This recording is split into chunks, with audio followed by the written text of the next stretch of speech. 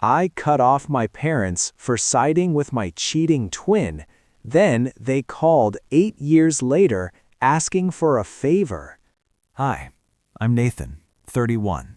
And last month I got a Christmas card in the mail that made me laugh so hard I nearly dropped my coffee until I opened it and saw what was inside.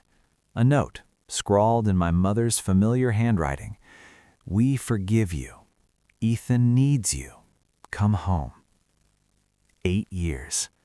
8 years since they cut me off for what I did to Ethan after he spent 6 months sleeping with my girlfriend. Now suddenly they forgive me?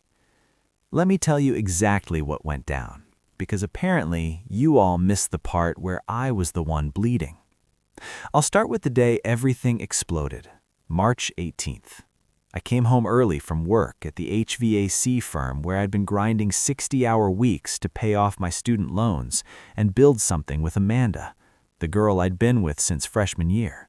The plan was simple: graduate, move to Portland, get engaged, live a life that looked nothing like my parents'. When I pulled into my apartment lot, her car was already there. Weird, since she told me she was working a late shift. I took the stairs 2 at a time. Door unlocked. Even weirder. I stepped in, heard sounds. The kind you never want to hear coming from your bedroom unless you're the one making them. I should have left. I should have walked away, but I didn't. I walked in and saw Amanda and my identical brother Ethan tangled in my sheets, in my bed, the one I bought after my first bonus. They didn't see me at first. Amanda screamed when she did. Ethan froze like a deer in headlights. I asked one question, just one. How long? Amanda sobbed. Ethan tried to talk around it like he always did. Bro, listen, we didn't plan this. It just... How long? 6 months, she whispered. 6 months. Half a year of betrayal while I was working myself into the ground to build a future that clearly didn't include me. I didn't scream. I didn't cry. I told them to get out.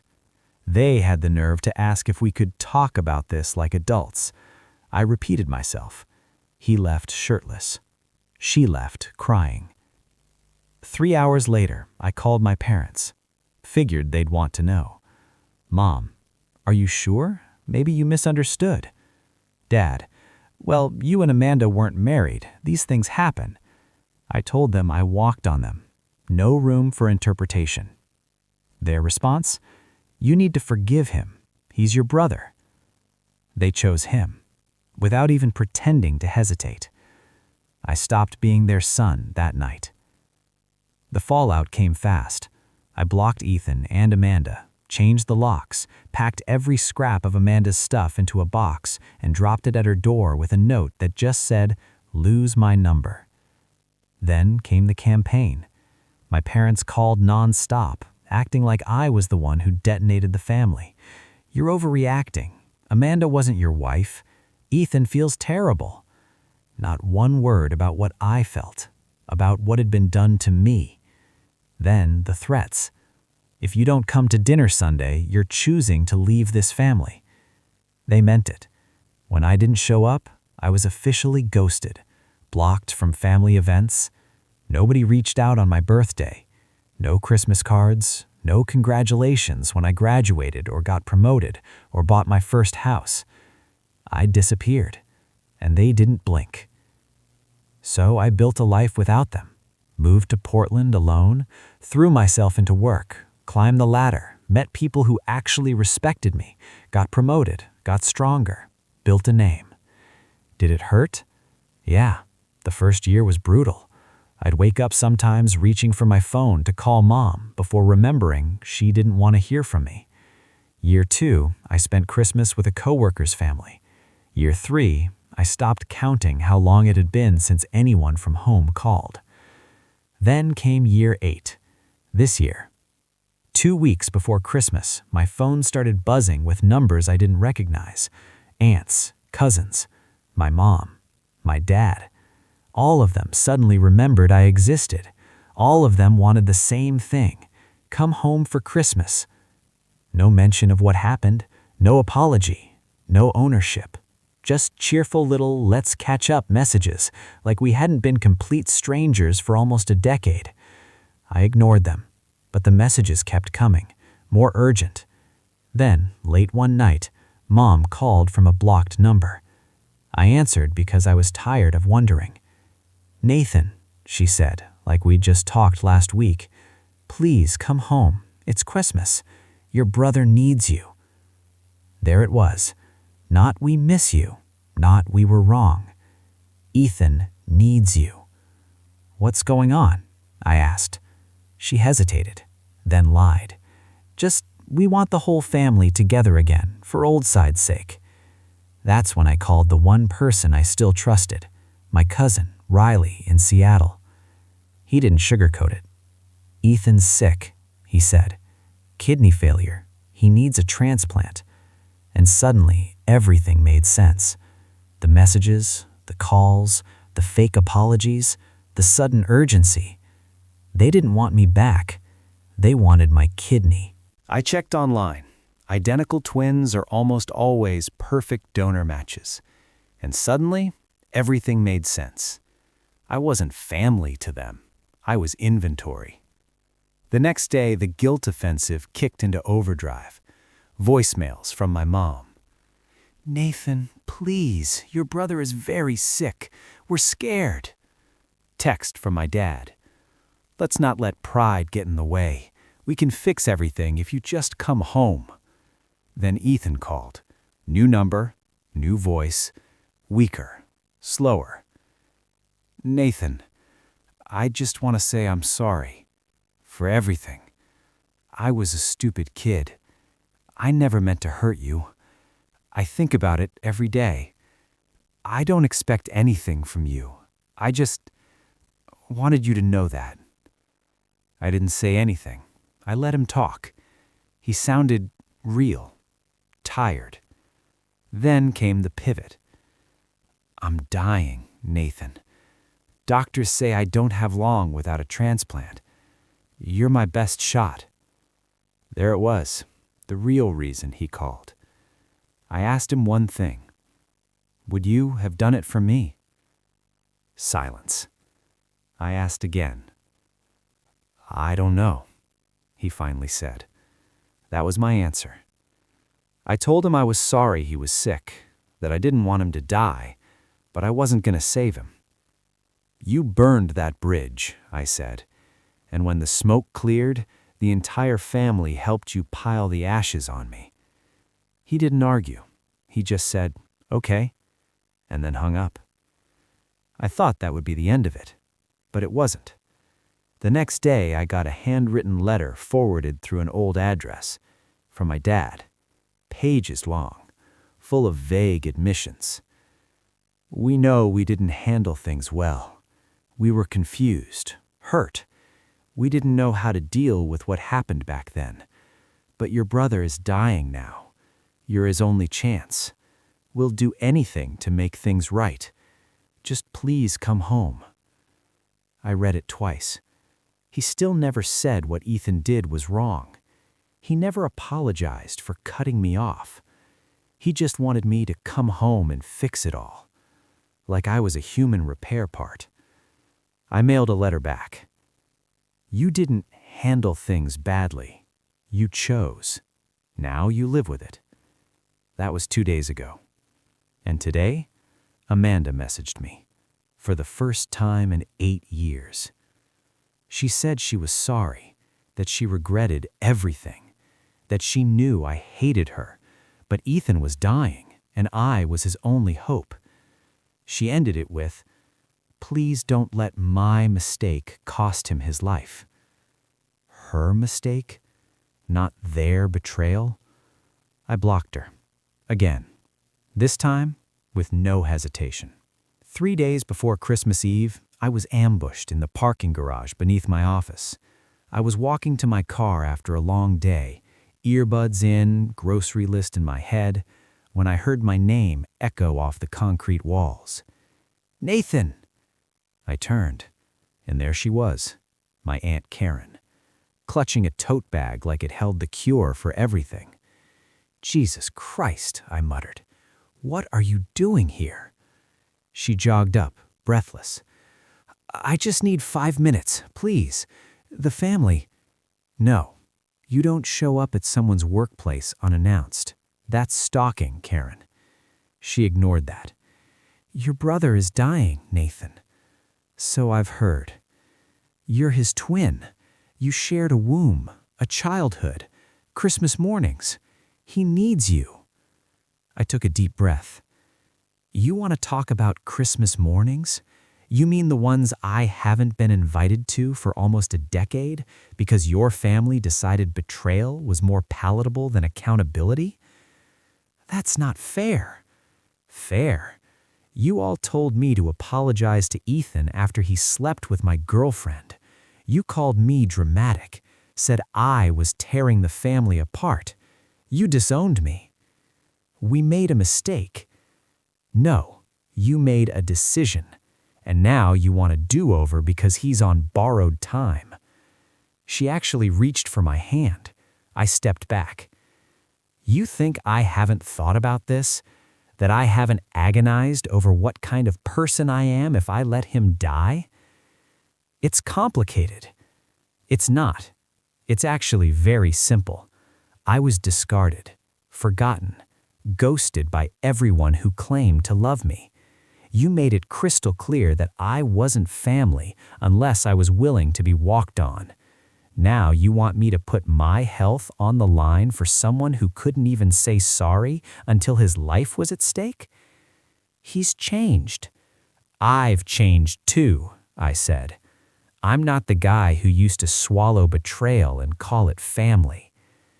She stared at me, eyes glistening. You'll never forgive yourself if he dies. I looked her straight in the eye. I'll forgive myself just fine, because unlike all of you, I don't rewrite history to feel better. Ethan made his choices. Now I'm making mine. She didn't have a response, just stood there stunned as I got in my car and drove off. When I got home, there were 4 more voicemails, one from Dad, one from Mom, one from Ethan's wife, who I hadn't even realized existed, and one from Grandma. Nathan, enough is enough.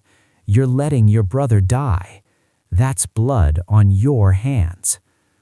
Blood on my hands? After everything?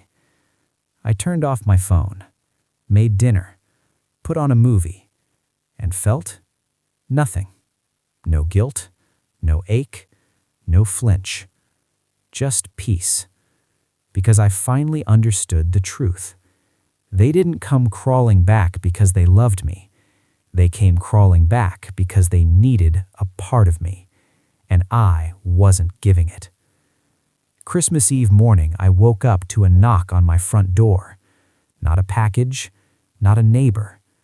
Ethan, standing on my porch like a ghost in a hoodie, pale, thinner, eyes sunken, but still him.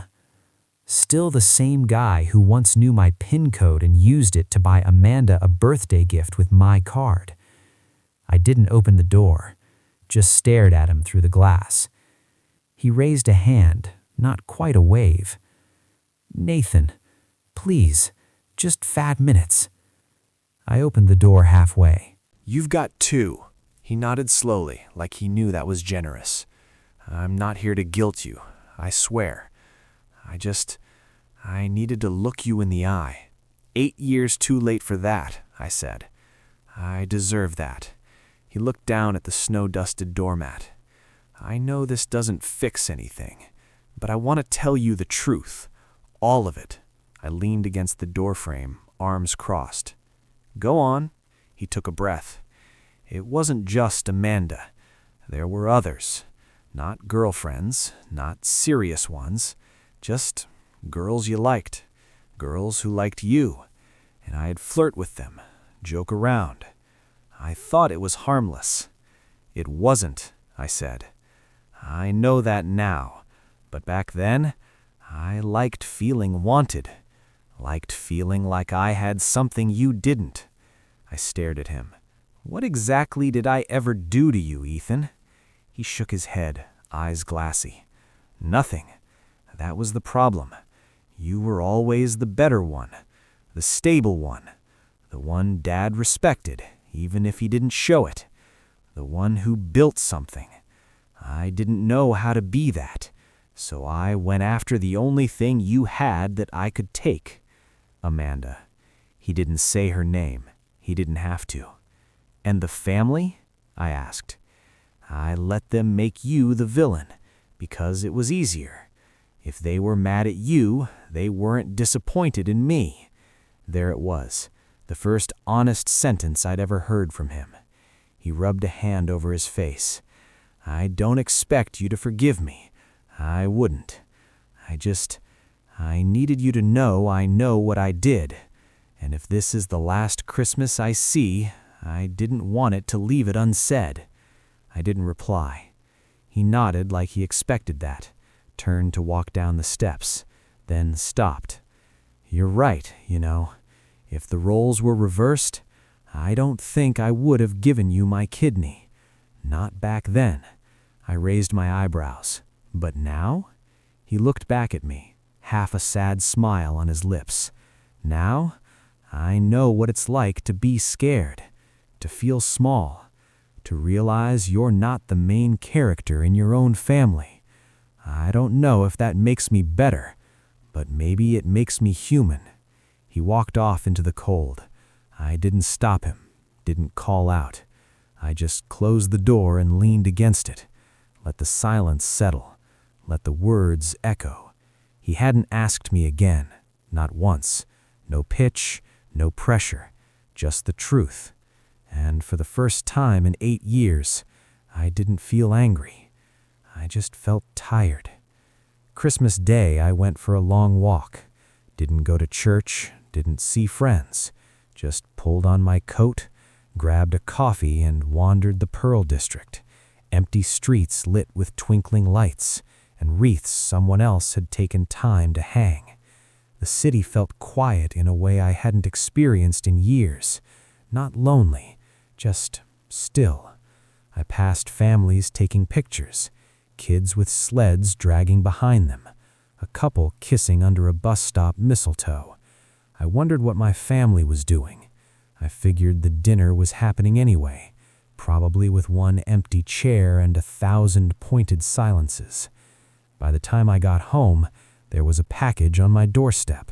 No return address. Inside, a photo album. My stomach turned. I carried it inside like a bomb, set it on the kitchen table, stared at it for 20 minutes before flipping it open. The first page was labeled Before. It was all childhood photos. Ethan and me in matching Halloween costumes. Ethan and me at the lake with Dad. Ethan and me sitting on Santa's lap, confused and terrified at age 3. Turned the page. High school graduation. College move-in day. Me and Amanda at family barbecues. Ethan smiling behind us. Then another section. After. That one was just Ethan. Ethan and Amanda holding hands at some scenic overlook. Ethan holding a baby. Ethan in a birthday party with Mom, Dad, the whole crew, the whole family, rebuilt without me. There was one photo at the end that made my hands shake. It was the 3 of us, me, Amanda, Ethan, from a beach trip junior year. Amanda's got her arms around me, smiling like she meant it. Ethan's holding the camera out, grinning. Written under it in Amanda's handwriting, "When we were still whole." I snapped the book shut. Beneath it, a letter. Just 2 lines. "This wasn't to guilt you. It's just so you know we haven't forgotten. Love, Mom." I don't know what reaction she expected. Tears? Regret? I felt neither. I just sat there at the table, fingers curled around the edge of the photo album, and realized for the first time that they never stopped being a family. They just stopped including me. Not because they forgot, because they chose to. Because they liked the version of life where Ethan was the center, and I wasn't around to remind them of what he'd done. So they deleted me from the narrative. And now when that version of life was failing, They were flipping through the past like it was a catalog, trying to reorder the son they'd returned years ago. But I wasn't for sale anymore. I slid the album back into the box, sealed it, walked it to the dumpster behind my building, dropped it in, walked away, didn't look back. New Year's Eve came cold and gray. I watched the sun go down through the window of my living room with a drink in hand, alone by choice. I'd been invited out. Ben from the gym was throwing something low-key, but I couldn't do noise or crowds or pretending. Not this year, not with everything so loud in my head already. Around 9 p.m. I got a text from Riley, the only person from the family who had ever stayed on my side. "Hey, just so you know, Ethan's in the hospital tonight. Things took a turn." That was it. No pressure. No, you should come. Just the information. I stared at the message for a long time. Then I put my phone down and went to the window. Watched a couple across the street light sparklers on their balcony. Their kid held his hands to his ears like the sparks were fireworks. He was laughing. I didn't sleep much that night. Kept waking up, thinking about Ethan lying in some fluorescent-lit hospital bed. Maybe surrounded by family, maybe not. I wondered if Amanda was there. If Mom was stroking his hair and calling him sweetie like she used to with me when I was a kid. I wondered if they were praying. January 2nd, I got another text from Riley. Docs say he's got less than a month, maybe weeks. I didn't reply. I couldn't.